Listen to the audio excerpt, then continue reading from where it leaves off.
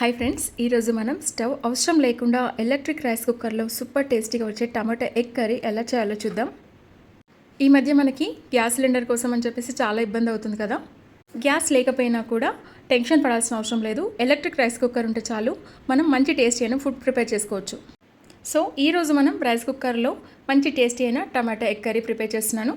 దీనికోసం రైస్ కుక్కర్లో ఆయిల్ వేసేసి సన్నగా తరిగిన ఆనియన్స్ వేసుకోవాలి.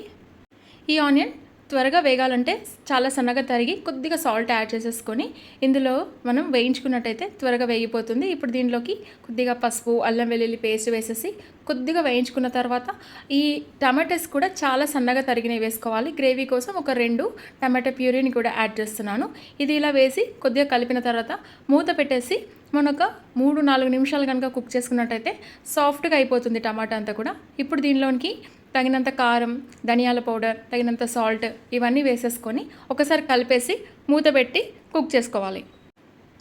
ఈ మూత పెట్టేసి మనం ఒక 2-3 నిమిషాలు కుక్ చేసుకుంటే సరిపోతుంది.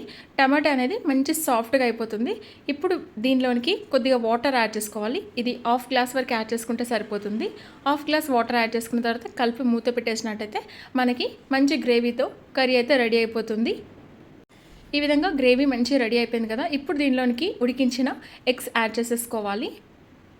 బాయిల్ చేసిన ఎగ్స్ని చిన్నగా ఘాట్లు పెట్టేసి యాడ్ చేసుకోవాలి. కొద్దిగా కొత్తిమీర, గరం మసాలా కూడా యాడ్ చేసిన తర్వాత కలుపుకొని ఒక 1-2 మినిట్స్ కొద్దిగా కుక్ చేసుకుంటే సరిపోతుంది.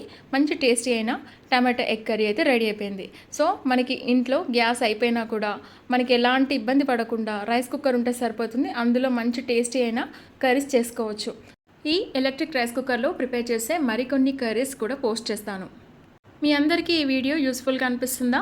మీకు నా రెసిపీస్ నచ్చినట్టయితే లైక్ చేసి షేర్ చేయండి. సబ్స్క్రైబ్ చేయడం మాత్రం అస్సలు మర్చిపోకండి. Thank you friends.